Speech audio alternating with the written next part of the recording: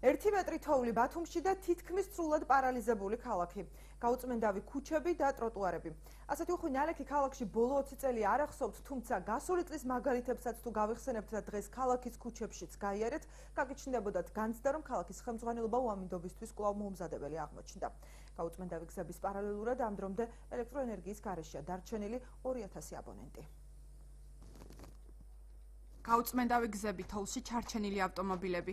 დღეს დილიდან ბათუმის სხვადასხვა უბნებში მოძრაობა პარალიზებული იყო. განსაკუთრებით მძიმე სიტუაცია ეგრეთ წოდებული ჭაობის დასახლებაში შეიქმნა. მარშრუტკები არ მოძრაობს, ყველა ფეხით დადის ქუთები. ტრანსპორტის ვაგა ტაქსი. ტაქსები ასე, ავწვალო, შამვედი და 1 საათია ვწვალო. ძალიან გვიჭირს გადაადგილება საშინელი მდგომარეობა, მაგრამ რომელნაირად დავარიგეთ პური და ხალხი მოვამარაგეთ. მაინტერესებს განსაკუთრებით რომელი ტერიტორიებია რთულად ჭაობი, პუშკინი, ჭაობი, საერთოდ არაა გაწმენდილი. გადაადგილება გართულებული იყო ცენტრალურ უბნებში, სადაც საავტომობილო გზა ნაწილობრივ იყო გაწმენდილი. რამდენიმე ქუჩაზე გადაადგილებას მხოლოდ მაღალი გამოვლობის ავტომობილები ახერხებდნენ. მანქანას ვერ შეცილდება და ვერაფერი. ერთი ტექნიკა მხოლოდ ჭაობის მხარეში ხვდა დღეს. იმდენად უჭირს, რომ სასტრაფოც ვერ გამოდის ადგილიდან. ხალხი რეგავს და ვერაფერს ვერ შობიან. არც ერთი ტექნიკა არ მუშაობს, არც ერთი არაფერი არ მუშაობს. გაუწმენდავმა გზებმა პრობლემები შექმნა აეროპორტთან მისასვლელ გზასა და ბათუმის სარფის მიმართულებითაც. მძღოლების თქმით, აქ სპეცტექნიკას არც ღამით უმუშავია და ტრაქტორები მათ არც დღის პირველ ნახევარში უნახავთ. თურქეთთან დამაკავშირებელ ერთადერთ გზაზე შექმნილ მდგომარეობის გამო სატვირთო და ტრანზიტული ავტომობილები 24 საათის განმავლობაში გადაადგილებას ვერ ახერხებენ. ერთი ტრაქტორი არ მუშაობს. სად არ მუშაობს რა მიმართულებით? საერთოდ ხელვა ჩავრისკენად. რა ჩარიცხავდაც ვიღავით არაფერი არ არის. რობაში ვართ. როგორია გზები გიჭირთ გადაადგილება? ძალიან ცუდი. ამაზე მეტი ცუდი არ შეიძლება. ჩვენს თავრობას ზინაავს. გუშინ გადმოვკვეთეთ საზღვარი თურქეთიდან. უკვე 24 საათზე მეტია აქ ვართ. საშინელი მდგომარეობაა. გაუწმენდავია გზები და არც არავინ გვეუბნება, როდი შევძლებთ გადაადგილებას. გაუწმენდავ გზებს პრობლემები მხოლოდ მძღოლებისთვის არ შეუქმნია. თოვლიანი ტროტუარების გამოქვეითები საავტომობილო გზებით გადაადგილდებოდნენ. ეს ერთი მხარეა გაწმენდილი, მეტი არა. უნდა თვითონ თქვის რეალეს ფეხი, იმიტომ ეს ხომ ზედაპირი მოხინულია. ერთხელ ვარო მომზადებელია მერია ამ საქმისათვის. და კოლექს თავისით ძალებით უწევს გზების საწმენდ. აგი არ აქვს მართლიდან. და მაშინ რა გელაპარაკოთ ახლა? არ ტროტუარები არ არის, ხო? არ არის გაწმენდილი. ქალაქში შექმნილი მდგომარეობის მიუხედავად ქალაქის მერი ირწმუნება, რომ გზები მთელი ღამის განმავლობაში წმინდებოდა და სპეცტექნიკა სრულიად მობილიზებული იყო. გია ერმაკოვი შექმნილ მდგომარეობას უხვ ნალექს უკავშირებს. მისივე თქმით, ეგრეთ წოდებული ჭაობის დასახლებაში მიმდინარე სარეაბილიტაციო სამუშაოების გამო ტერიტორიის თოვლისგან გაწმენდას მერიის შესაბამისი სამსახურების ნაცვლად კონტრაქტორი კომპანია განახორციელებს. იქ სარეაბილიტაციო სამუშაოები როა დაწყებული, ჭები არის ძალიან მაღლა. ანუ ასფალტი რო დაიგება, ასფალტი და ჭები ერთმანეთს გაუთანაბრდება. ამიტომ ეს რომ მერიის ტექნიკას ეკეთებინა, თქვა, დაგვიზიანდებოდა ჩვენი ახლად გაკეთებული, თქვა, ინფრასტრუქტურა და უკვე ვალდებულება გადმოვიდოდა ჩვენზე. ყველა ტექნიკური საშუალება, რომელიც ჩვენ ქონდა ბათუმის წყლის, სანდასუფთავების პლუს ამას გუშინ კი არ გაგვიფორმებია ხელშეკრულებები. ჩვენ დავიქირავეთ დამატებით ტექნიკა, რომელიც ქალაქში არსებობდა. რეგიონული განვითარებისა და ინფრასტრუქტურის სამინისტროს ინფორმაციით, დღის ბოლოს ბათუმი ქობულეთის ცენტრალურ მაგისტრალზე მოძრაობა სრულად აღდგა. რაც შეეხება ბათუმის სარფის საავტომობილო გზას, აქ მოძრაობა მხოლოდ მაღალი გამოვლობის ავტომობილებისთვისაა ნებადართული. ნახევრად მისაბმელიანი მანქანები კი მხოლოდ მოცურების საწინააღმდეგო ჯაჭვებით დაიშვება. ტოტებ დატეხილი და თოვლისგან წაქცეული ხეები, დაზიანებული საცხოვრებელი სახლები და ბათუმის ზოოპარკი. ასეთი სურათია ქალაქში ორდღიანი თოვის შედეგად. უფრო დეტალურად თამარ გეგნაძე კი ამბობთ. გაუწმენდავ გზებთან ერთად ყველაზე დიდი პრობლემა მწვანე საფარის მასიური დაზიანებაა. ქალაქში თითქმის არ მოიძებნება ქუჩა, სადაც ათობით ხე არ იყოს დამტვრეული. თოვლმა ხეებს მხოლოდ ტოტები არ ჩამოაცალა. ერთეულ შემთხვევებში მრავალწლოვანი ნარგავები ფესვიანადაა ამოგლეჯილი. 24 საათიანი სამუშაო რეჟიმი და 40 საათი მუშახელი. ასეთია ბათუმის გამწვანების სამსახურის რესურსი. უწყებაში ამბობენ, რომ ხეების თოვლისაგან გათავისუფლება მთელი ღამის განმავლობაში შეუსვენებლად მიმდინარეობდა. პირადი საუბრისას სამსახურის წარმომადგენელი განმარტავს, რომ მუშახელი გადმოთოვას ვერ აუდიოდა. კომენტარში კი ამბობს, რომ არსებული შედეგების გათვალისწინებით მათი რაოდენობა საკმარისია.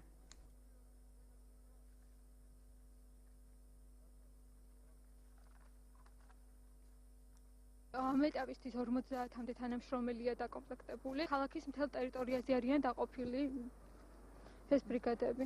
და საკმარისია. ამ ეტაპისთვის საკმარისია. დიოდნენ ქალაქის მთელ ტერიტორიაზე, ასევე დაზიანებულია ნარგავები, დამტრეულია ტოტები, ხდება ამ ტოტების ალაგება და დამუშავება და სანაგვე ობიექტზე გადატანა. ასევე მოიგლიჯა 6 ხე, წაიქცა. უხმანალექმა სუბიექტური თუ ობიექტური მიზეზების გამო არანაკლები ზიანი მიაყენა ბათუმის ბულვარსაც. აქ ბოლო 3 კვირის განმავლობაში ხეებს ტოტები მეორედ დაატყდა. არის სრულად წაქცეული ხეებიც. როგორც ბულვარის ადმინისტრაციაში ამბობენ, ხეების ჩამობერტყვისთვის 70-მდე თანამშრომელი ჰყავთ გამოყოფილი. უწყებას წაქცეული ხეების შესახებ ინფორმაცია არ აღმოაჩნდა. 2 დღის განმავლობაში და გუშინ მთელი ღამის განმავლობაში ტექნიკური და გამწვანების სამსახურის ჯგუფები აქტიურად ხებულობდნენ ამ თოვლისგან გათავისუფლების სამუშაოებში მონაწილეობას. ტერიტორიაზე ძირითადად ეხლა სუფთავდება სავალი ბილიკები და დეკორატიული ნარგავები. არის ისეთ შემთხვევები, რომ მთლიანად წაიქცა ხე, როგორც პირველი თოვლობის შემთხვევაში მსგავსად ვთქვათ ბულვარში. ამ დროისათვის მსგავსი დაზიანებები არ შეინიშნება. ბულვარის მრავალწლოვანი თუ ახალი ნარგავების გადარჩენას მხოლოდ ადმინისტრაცია არ ცდილობდა.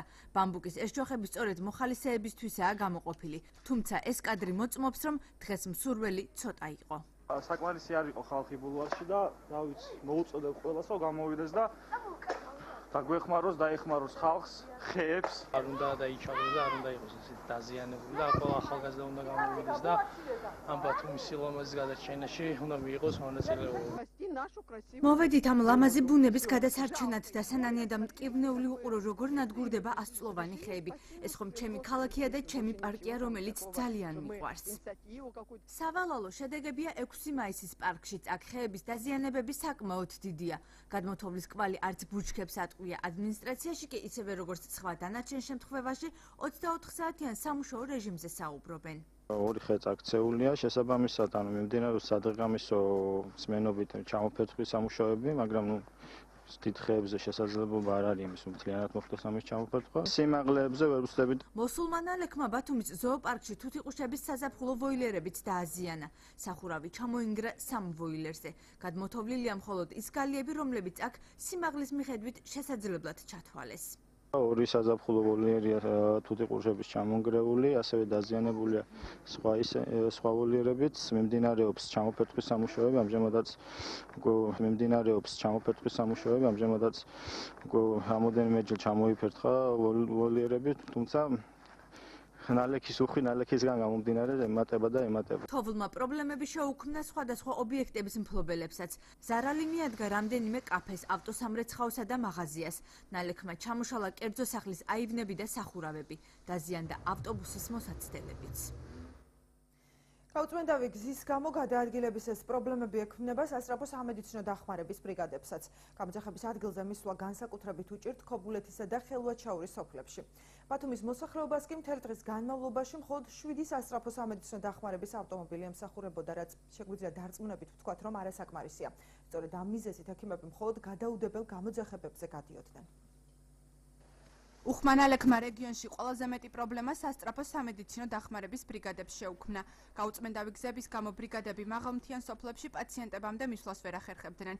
პაციენტებს სამედიცინო პუნქტამდე ტრანსპორტირებაში დახმარება საგანგებო და გადაუდებელი სიტუაციების მართვის სამმართველო უწევდა. თოვლის სიმაღლე ძალიან მაღალია და უჭირს ტრაქტორებში შესვლა და თუმცა ყავს სარეზერვო ფორს მაჟორისთვის ისეთი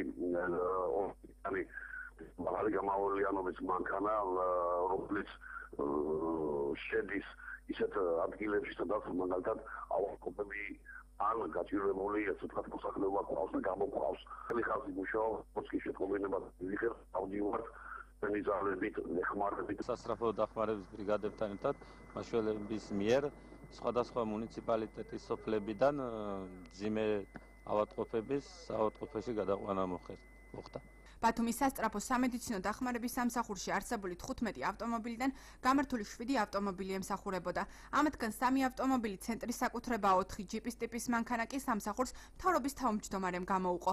სასტრაფო სამედიცინო დახმარების ცენტრის დირექტორის განმარტებით, შედარებით მსუბუქ სიტუაციებში ექიმები პაციენტებს სატელეფონო კონსულტაციებს უწევენ. 7 ავტომობილი არის 3 ჩვენი რაც არის და ასევე 4 მთავრობის თავმჯდომარის მიერ იქნა დამატებული. საკმარისი ჩვენ ზოგადად 15 ბრიგადა არის, იმ რაოდენობის მიხედვით შეიძლება არ იყოს, მაგრამ ყოველ შემთხვევაში პაციენტს, რომელსაც დაჭირდება გადაუდებელი დახმარება, ყველგან მივა სასწრაფო. რა მანქანა წყობიდან არის გამოსული? არა, წყობიდან არის, უბრალოდ უჭით ერთხიდიანები არის და უჭით გადაადგება. ცენტრალური გზები იწმინდება, ეხლა როგორც ვიცით და როგორც კი გაიწმინდება, შემდეგში უკვე ესენიც გავლენ. სასტრაფო სამედიცინო ბრიგადების გადაადგილება შეფერხებული იყო ქობულეთის მუნიციპალიტეტშიც. იმ სოფლებში, სადაც თოვლის საფარმა 1 მეტრს მიაღწია, სამედიცინო სამსახურს დახმარებას ოფროუდის ჯგუფები უწევდნენ. სოფლებში ძალიან დიდია თოვლი, მეტრომდე აღწევს.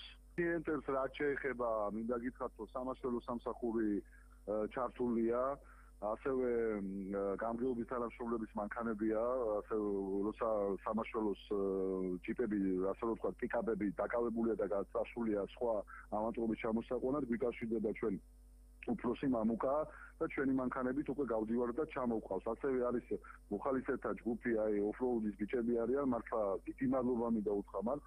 თავისი საწვავი, თავისი იმით, ესე იგი, ჩაქვში გადანაწილებულია 2 მანქანა, ქობულეთში 3 მანქანა და აი სასტრაფო მანქანა რომ მიდის, ეს ბიჭები მიყვებიან, თუ ვეღარ ადის სასტრაფო მანქანა, ეს ბიჭები ადიან დიცოლში გადიან და ჩამოყავთ ავადმყოფი სასტრაფო მანქანამდე და შემდეგ მოყვებიან, რომ სადმე პრობლემა არ შეიქმნას ამ სასტრაფო მანქანას. გაუწმენდავი გზის გამო დღეს დილიდან გართულებული იყო მისვლა სამედიცინო დაწესებულებამდე, თუმცა პრობლემა შუადღისთვის გადაიჭრა. აჭარის ჯანდაცვის მინისტრის განმარტებით შეფერხებები არ დაფიქსირებულა სტაციონალური მომსახურების კუთხით. ძალიან დიდი პრობლემა შეგვიქმნა სასტრაფო სამედიცინო დახმარების სამსახურში.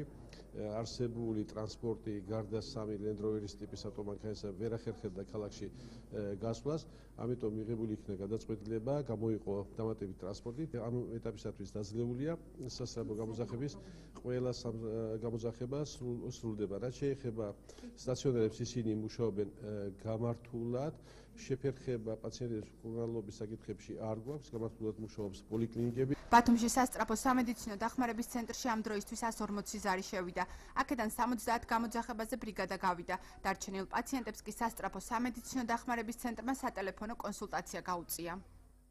შეზღუდვები იყო სამარშრუტო მომსახურებებშიც. დილიდან ქალაქში სამარშრუტო ტაქსების საგრძნობის სიმცირე შეიმჩნეოდა. იმის გამო, რომ ფარნავაზ მეფის ქუჩა დღის განმავლობაში არ გაწმენდილა, სამარშრუტო ხაზები ორივე მიმართულებით გორგილაძის ქუჩით გადაადგილდებოდნენ.